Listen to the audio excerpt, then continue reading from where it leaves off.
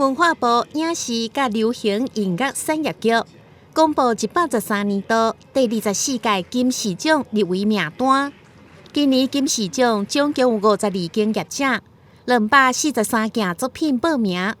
经过将近2个月评审甲讨论，总计选出15个奖项，61件入围的作品。其中由本台制作播出的市民形象节目，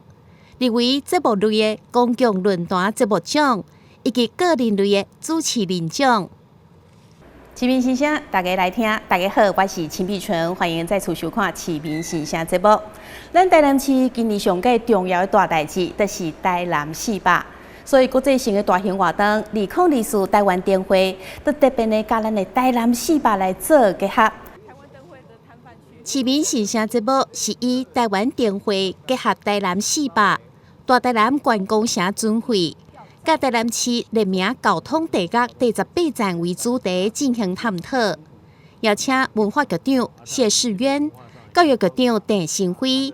交通局长王明德、市长处处长王俊博以及多位学者专家、艺术家以及民意代表到节目现场讨论。有一个节目内容得到评审的肯定。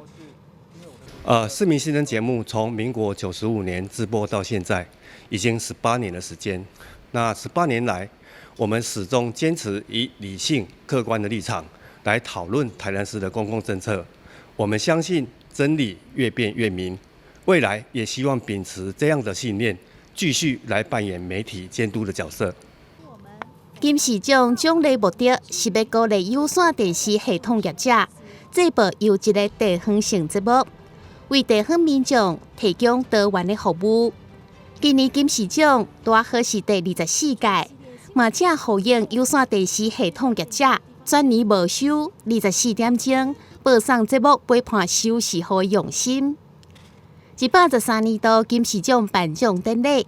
8月16號將在台北市南港台北城基園區的功能廳舉行，預計頒發15個獎項，觀眾朋友會當透過金視獎 YouTube 頻道、FB 社群媒體、甲數據線頂 OTT 平台等，同步收看頒獎典禮實況直播。台南新聞綜合報道。